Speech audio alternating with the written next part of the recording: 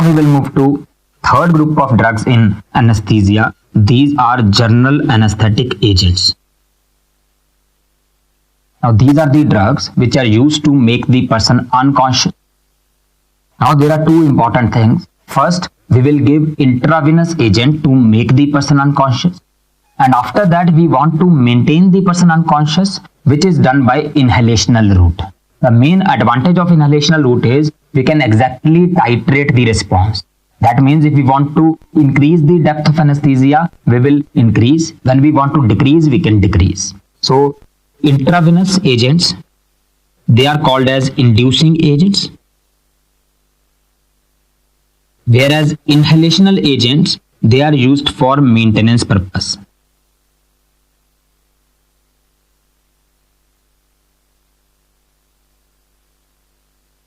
Intravenous are inducing agent and inhalational are maintenance agent. So first we will discuss about intravenous agents. The important IV agents include thiopentone, propofol, ketamine,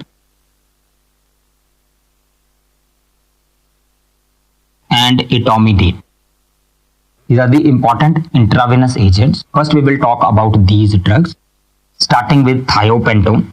Thiopentone is very commonly used general anesthetic agent. The special property of thiopentone is it is highly lipid soluble.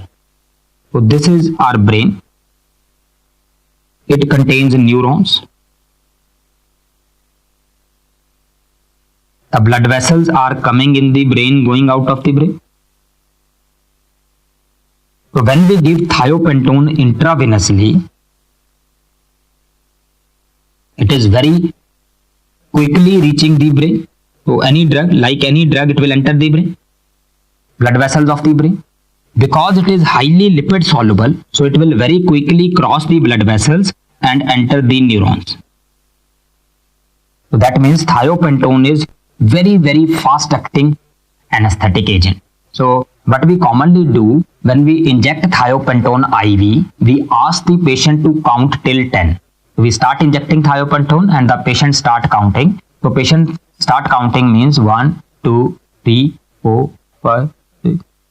So person become unconscious that quickly. Within 10 seconds or 15 seconds the person become unconscious.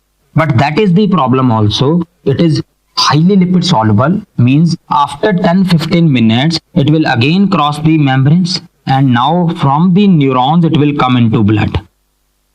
Now along with the blood vessel it will go out of the brain. Now it will go to less vascular areas like adipose tissue, muscle. Now what is happening is it has gone out of the brain, so it has become inactive. That means person will regain consciousness.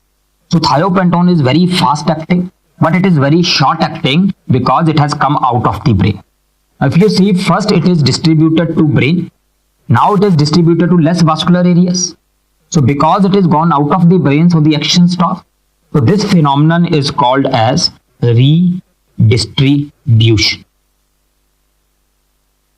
So thiopentone is short acting, very short acting because of phenomenon of redistribution. Means first it is distributed to brain and then it is distributed to less vascular areas. Because it is out of the brain, so its action stops.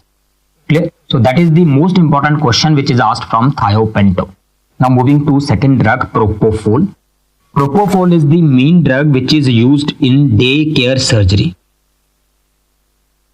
Day care surgery means we want to send the patient home same day. We do not want to admit the patient for few days. We will do the surgery and same day we will send the patient home. Propofol is drug of choice for day care surgery. Another important question about propofol, its name starts with P. Propofol injection is painful. The question asked, injection of which general anesthetic agent is painful? It is propofol. Now another thing to remember, which other drugs can be used for day care surgery? Other drugs used in day care surgery you can remember. From the mnemonic, Dr. Manmohan Singh is a prime minister. Although Dr. Manmohan Singh is not a prime minister now, but when I coined the mnemonic at that time, Dr. Manmohan Singh was the prime minister. So the drugs are D for desflurane, M for midazolam, S for sevoflurane, IS for isoflurane, A for L-fentanyl, PR for propofol, which we were discussing just now, and MI for mivacurium. These are the important drugs used for day care surgery, and most of these drugs are short acting drugs, and some of them are shortest acting drug in their group. Clear? So this is about the second drug, propofol. Now the last drug we will finish first, etomidate. The main problem with etomidate is it can cause adrenal suppression.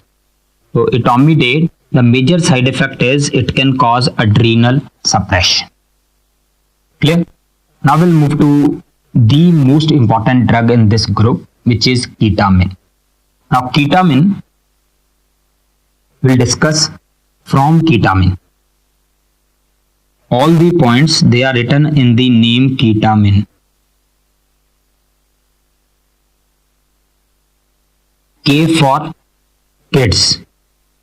That means ketamine is very good anesthetic agent in children. It is intravenous anesthetic agent of choice in children. Then E means emergence reaction. Emergence reaction means when we give ketamine anesthesia, person become unconscious. There is no problem. But when the person is recovering from anesthesia, that means when the person is emerging from anesthesia, then the CNS side effects come. So those CNS side effects like hallucinations, they are called emergence reaction. So these are the adverse effects seen during recovery from anesthesia. Then T stand for site of action, which is thalamocortical junction. Ketamine act at the junction of thalamus and cortex. So what is important is most of the anesthetic agents, they work in cerebral cortex. That means they make the person unconscious. But they do not work in thalamus, which is site of pain. Remember, spinothalamic tract carries pain. So most of the anesthetic agents are poor analgesics, means they will make the person unconscious, but they do not control pain. Person do not feel pain because person is unconscious. If the person gains consciousness, the person will feel severe pain. The difference in ketamine is it is acting at a junction of thalamus and cortex. That means it will inhibit cortex as well as thalamus. Now by inhibiting the thalamus, it will stop the pain. That's why ketamine is very powerful analgesic drugs. Side by side, it has inhibited the cortex, means person become highly drowsy. Person may not be completely unconscious, but highly drowsy. So what happen is when we give ketamine, person feel dissociated from himself and surroundings. Means person is slightly conscious, but person cannot know what is happening around him. So that special type of anesthesia is called dissociative anesthesia. So ketamine is used to produce dissociative anesthesia. Dissociative anesthesia. Then A for analgesic. We just discussed ketamine is very powerful analgesic drug. Among all the anesthetic agents, it is very, in fact, most powerful analgesic drug. Then M for meals. Ketamine is the only anesthetic agent which can be given in full stomach. That means if a person has just taken meals and we require emergency surgery, we can give ketamine. For all other, we want overnight fasting. So ketamine can be given in full stomach. I means increase all pressures, means increase blood pressure, increase intraocular pressure, increase intracranial pressure. So ketamine increase all pressures. Because it increase blood pressure, it is intravenous anesthetic agent of choice in patient with shock, low BP. It should be avoided in glaucoma because it increase intraocular pressure. It should be avoided in head injuries because it increase intracranial pressure. Clear? N is the mechanism of action of ketamine. Ketamine act by blocking NMDA receptors of glutamate. It is NMDA receptor antagonist. Now I had nothing to make on E, so I make it is an excellent bronchodilator. So ketamine is a very powerful bronchodilator drug. It is preferred anesthetic agent in asthmatic patients. Clear? So these are most important points regarding ketamine, which is the most important drug among the anesthetic agents. Okay. So we have completed the intravenous anesthetic agents. Now we will move to inhalational or maintenance anesthetic agents. Now, when we want to maintain the anesthesia, we want to give by inhalational route. Previously, the drugs we were using for that purpose were including ether, chloroform, cyclopropane, trilene. The major problem with these drugs were they were inflammable. Inflammable means they can explode in the presence of heat. Now where heat comes in surgery? Yes, whenever we do surgery, we have to cut something. So when we cut, there may be bleeding. Now we have two options of stopping that bleeding. One, we can search the blood vessel from which bleeding is coming and we can ligate that with thread, which is very difficult because many times bleeding is coming from some organ, diffuse bleeding. We may not be able to find the bleeding vessel. Second option is we can apply heat in that area and whichever blood vessel is ruptured, that will coagulate. So that method is known as cautery. So cautery is commonly practiced during surgery. Now if we do cautery, while giving these anesthetic agents, then the blood vessel will stop bleeding, but the person will explode. So that's why we could not do cautery when we use these anesthetic agents. So that was leading to lot of blood loss. So what we did, we made new anesthetic agents which were non-inflammable. So currently whatever anesthetic agents we are using, all of them are non-inflammable. These include nitrous oxide, halothane, and lot of drugs ending with fluorine like N-fluorine, sevoflurane, isoflurane, desflurane, methoxyflurane. All of them end with fluorine. And one latest drug in this group is called xenon. So all these are non-inflammable inhalational anesthetic agent. We can safely do cautery with these agents. Clear? Now we need to understand two very important properties of anesthetic agents, inhalational anesthetic agents. One is called MAC, minimum alveolar concentration, and second is called blood gas partition coefficient.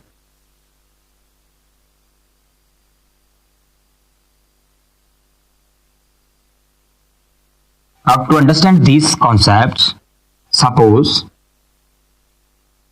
this is trachea which divide into bronchi, which divide into bronchioles, further divide, and finally they end with alveoli. Now these alveoli exchange gas with the blood. Now if we give any inhalational anesthetic agent from the respiratory pathway, it will reach the alveoli. From the alveoli, it will reach the blood, and with the blood it will reach the brain and keep the person unconscious. So that means if we want to produce anesthesia or maintain anesthesia by giving inhalational anesthetic agent, there must be some minimum concentration required in the alveoli. If concentration is less than that, anesthesia will not occur. So that minimum concentration is called MAC, means minimum alveolar concentration. The name itself says it is the minimum concentration in the alveoli to produce anesthesia. If concentration is less than that, anesthesia will not occur. So as we normally talk about drugs, if a drug is required in high dose, it is less potent. If a drug is required in less dose, it is more potent. So same thing we can say about MAC. MAC is concentration instead of dose for inhalational drugs. So MAC is inversely proportional to potency. That means if a drug is having high MAC, it is less potent. If a drug is having less MAC, it is more potent. Clear? So now you need to remember, drug with highest MAC means it will be least potent, and that drug is nitrous oxide. Whereas drug with lowest MAC means most potent. This drug is methoxyfluorine. Nitrous oxide is least potent, methoxyfluorine is most potent. But another thing to remember, the MAC of nitrous oxide is 104%. Meaning of this is, even if we give 100% nitrous oxide, it will not cause anesthesia. So nitrous oxide is considered as a incomplete anesthetic agent, or we simply say it is not a complete anesthetic agent, it is just a supplemental gas. Supplemental gas means it is given with other anesthetic agents to supplement their effect. The major advantage of nitrous oxide being it is a good analgesic as well as muscle relaxant. Clear? So that is about minimum alveolar concentration. Now coming to one more parameter, blood solubility.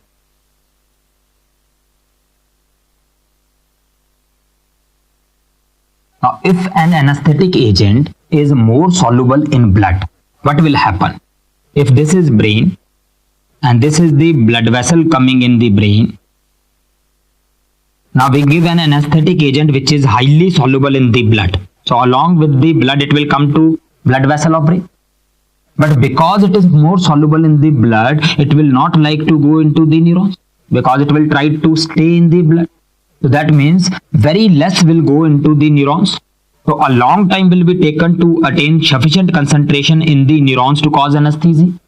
So if a drug is more soluble in the blood, it will cause anesthesia slowly. Clear? On the other hand, if a drug is less soluble in the blood, if it is less soluble in the blood, it will not like to stay in the blood. So it will very quickly go into the neurons, and that will lead to quick anesthesia. So in simple terms, we can say blood solubility is inversely proportional to speed of anesthesia. If a drug is more soluble in the blood, it will be slow acting. If a drug is less soluble in the blood, it will be fast acting. Clear? Now this blood solubility is measured by a parameter called blood gas partition coefficient.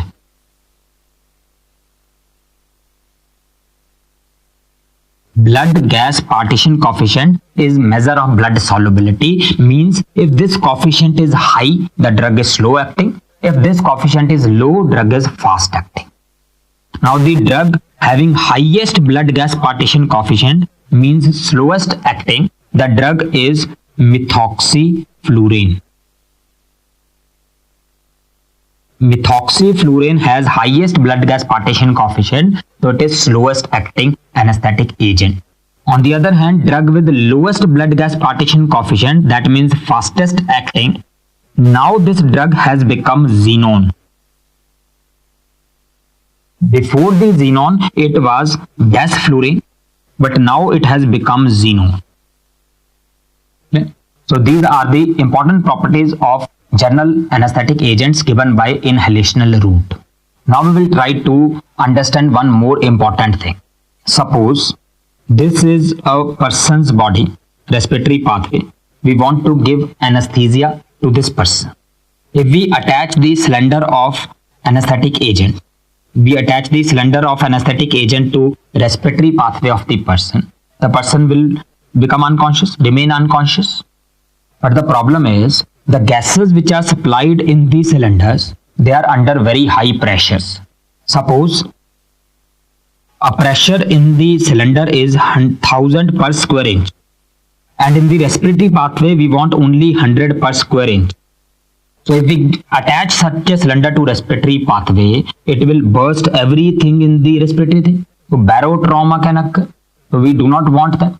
So we cannot directly attach the cylinder to respiratory pathway. So in between the two, we keep a machine which is called Boyle's machine. The simple purpose of Boyle's machine will be to reduce the pressure. Now if we see, this is the respiratory pathway. This is the cylinder. Now in between the two, there is a machine which is called Boyle's machine. This is Boyle's machine. Now Boyle's machine contains many tubes. So this tube help in passing the gas from the cylinder to the respiratory pathway. As we discussed the example, here the pressure is 1000 and we want 100 in the respiratory path. So function of this tube will be to reduce the pressure by 900 so that we get what we desire. Similarly, many tubes are present in the Boyle's machine at different places. So they can reduce the pressure by different amounts. Suppose this is another cylinder which is containing the pressure of 2000 and suppose we want 100. So what will happen is the Boyle's machine at this point will reduce the pressure by 1900. So the body will get at 100. So that means we can attach different cylinders at different places to get the desired pressure in the respiratory pathway. Clear? Now what will happen if we attach this cylinder which is containing 2000 pressure at this place where we attach normally 1000 cylinder? So that means if we attach the cylinder at this place, this tube will reduce by 900. If out of 2000 only 900 is reduced, that means body will get 1100. So that means very high, again barotrauma will occur. So there must be some mechanism so that a wrong cylinder should not be attached at that place. So if we attach a wrong cylinder, that can lead to barotrauma. So for safety, we have two very important mechanisms. These mechanisms are, one is called color coding of the cylinders.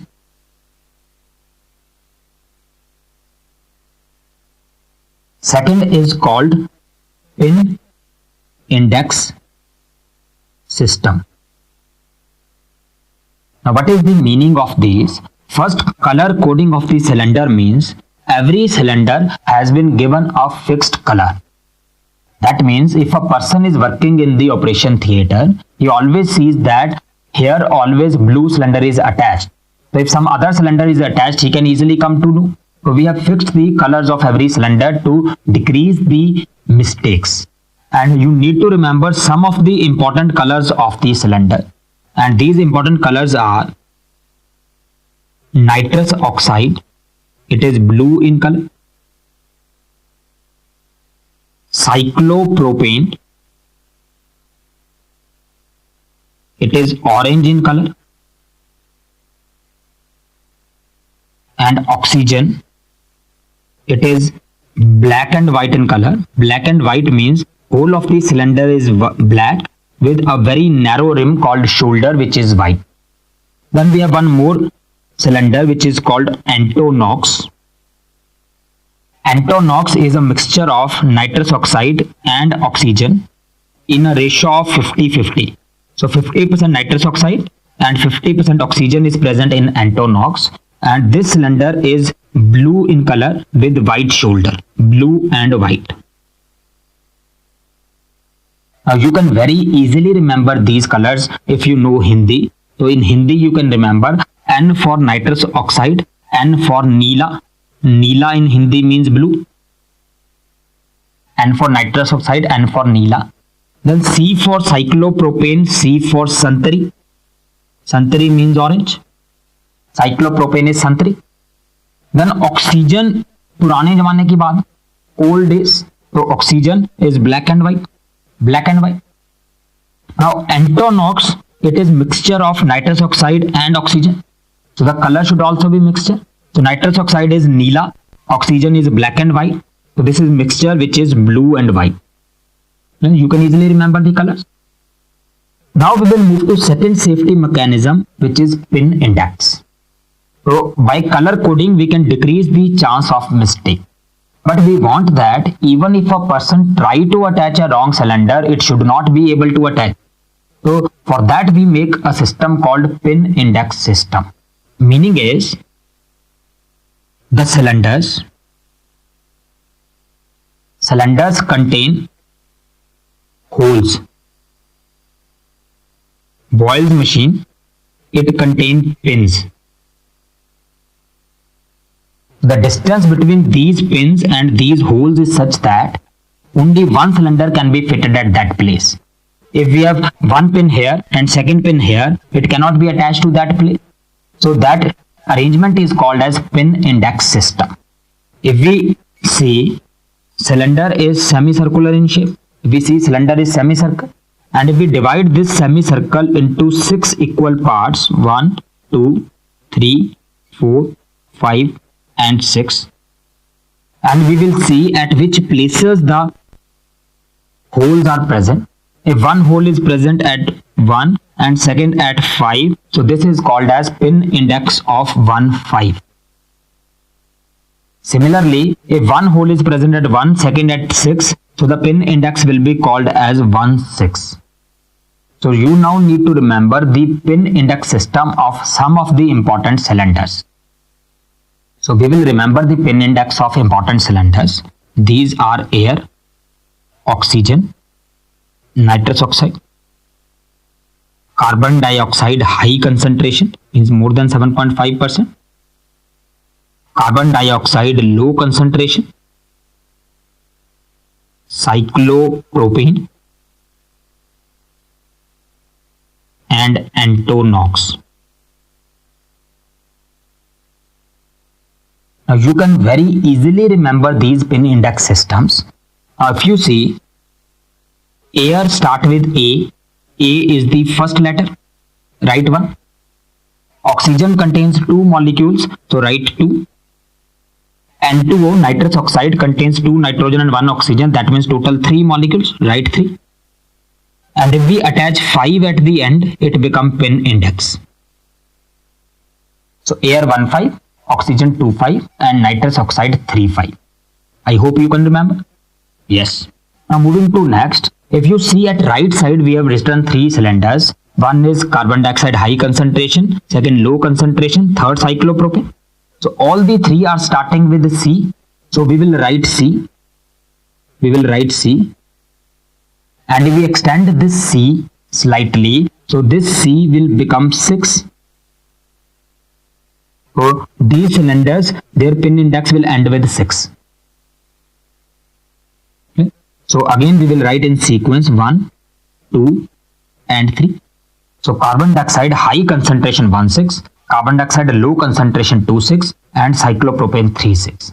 I hope you can easily remember. Now moving to antonox, it is the most easy to remember. Just count the number of letters. It is 1, 2, 3, 4, 5, 6 and 7. So pin index of antonox is 7. Okay? So you can easily remember the pin index of different cylinders. Okay? Now moving to special points regarding the individual agents. Nitrous oxide, we all know it has highest MAC. The MAC of nitrous oxide is nearly 104%. That means even if we give complete nitrous oxide, it will not complete 100% nitrous oxide, it will not produce anesthesia. So highest MAC is present. Then halothane, most important point to remember, H for hepatitis. Halothane, it can cause hepatitis on repeated use. Second, A for adrenaline. Halothane sensitizes the heart to arrhythmogenic action of adrenaline. Means same amount of adrenaline can cause arrhythmias if halothane is present. So halothane is contraindicated in pheochromocytoma surgeries because adrenaline is more in these patients. Then E for enflurane, E for epilepsy. The highest risk of seizures is present with enflurane, so it is contraindicated in epileptic patients. Then isoflurane and sevoflurane, they are safe in cardiac and neurology patients. So cardiac surgery, neurosurgery, etc. we can use isoflurane and sevoflurane. Desflurane, the special point to remember, desflurane causes maximum respiratory irritation. Almost all inhalational anesthetic agent can irritate the respiratory pathway. Maximum irritation is caused by desflurane. Then methoxyflurane, it has most potent, remember least MAC is present, most potent is there, but because it is slowest acting, maximum blood gas partition coefficient, so it is not commonly preferred. Then methoxyflurane, second important point to remember, it causes nephrotoxicity because it contains maximum amount of fluoride, so it will release the fluoride which can lead to nephrotoxicity. So methoxyflurane is nephrotoxic. So because of so many problems, we do not prefer methoxyflurane. And lastly, xenon is considered to be the ideal anesthetic agent. We'll discuss the important properties why it is called ideal agent a little while later. Okay? So these are the important points regarding the individual drugs. So now the last thing in anesthesia we will discuss is about the new anesthetic agent which is called xenon. Now xenon is considered to be one of the most ideal anesthetic agent we have. It is closest to the ideal anesthetic agent. Now what should be the property of an ideal anesthetic agent? So obviously it should produce anesthesia.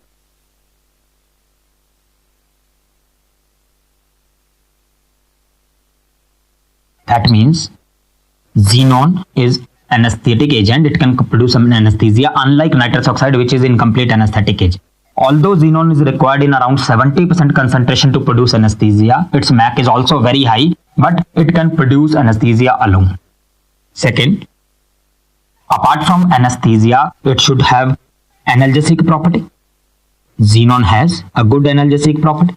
It should have muscle relaxant property so that we do not require other drug. This is also present. Then apart from anesthetic properties, it should be fast acting, and we discussed it has minimum blood gas partition coefficient, so xenon is fastest acting. Then